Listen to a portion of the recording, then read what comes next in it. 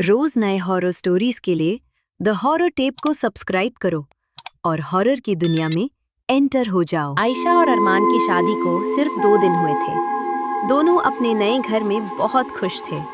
पहली बार वो इस घर में अकेले रहने वाले थे। रात के 12:47 बज रहे थे।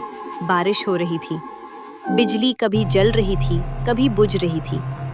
आयशा ड्रेसिंग टेबल के सामने बैठी थी। जब उसने आईने में देखा तो उसके पीछे एक और दुल्हन खड़ी थी। सफेद चेहरा, लाल जोड़ा और आंखें बिल्कुल काली। आयशा ने घबरा कर पीछे देखा, लेकिन वहां कोई नहीं था। उसने सोचा शायद उसका वहम है। तभी अरमान रूम में आया। आयशा ने सब कुछ बताया। अरमान मुस्कुराकर बोला, डरने की कोई बात नहीं। लेकिन उसी वक्त अरमान के फोन पर एक अननोन कॉल आई। उसने कॉल रिसीव की। दूसरी तरफ एक औरत रो रही थी। फिर हल्की सी आवाज आई, वो दुल्हन तुम्हारी नहीं है।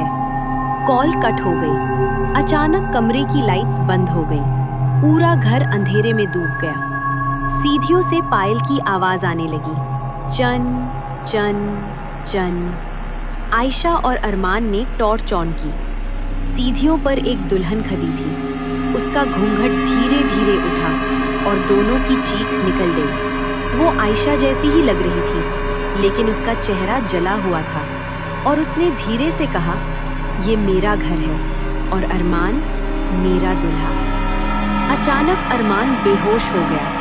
आयशा भागने लगी, लेकिन बेडरूम का दूर खुद ब खुद बंद हो गया। दुल्हन उसके बिल्कुल सामने आ चुकी थी। उसने आयशा के कान में फुसफुसाया, शादी अधूरी रह गई थी।